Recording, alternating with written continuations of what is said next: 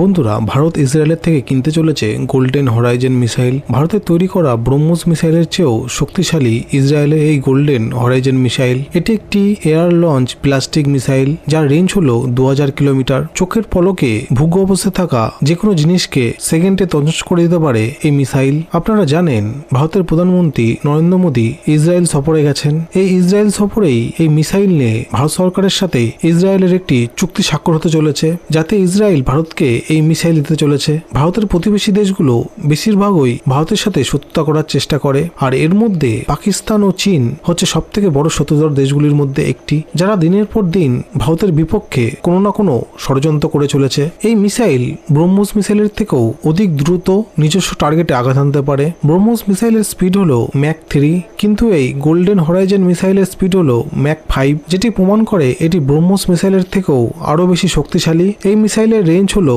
1500 থেকে 2000 কিলোমিটার পর্যন্ত।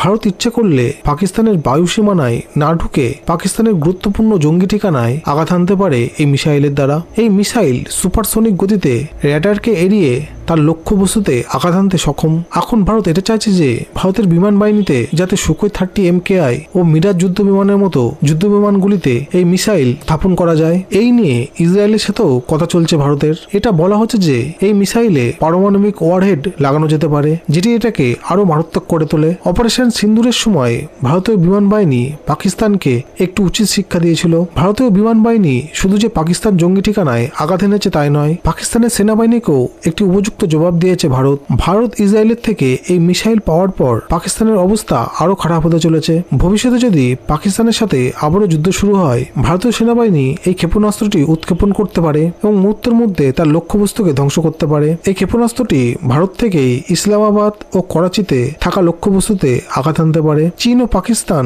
ভারতকে যতটা দুর্বল ভাবার চেষ্টা করছে, এই বর্তমান যুগে দাঁড়িয়ে ভারত কিন্তু ততটা দুর্বল নয়। বর্তমানে ভারতের কাছে একের পর এক অত্যাধুনিক মিসাইল আছে, যেগুলো লং রেঞ্জ, মিডিয়াম রেঞ্জ এবং শর্ট রেঞ্জের মধ্যে পড়ে। ভারতের কাছে অগ্নি 5, পৃথিবী, ব্রহ্মোস মিসাইল, পিনাকা রকেট সিস্টেমের মতো অত্যাধুনিক মিসাইল আছে, যেগুলো চীনের বেজিং, সাংহাই ও পাকিস্তানের করাচি, ইসলামাবাদ, লাহোর অর্থাৎ প্রত্যেক শহরকে অনায়াসে টার্গেট করতে পারে। এবং ভারত একটি পারমাণবিক শক্তিধর দেশ।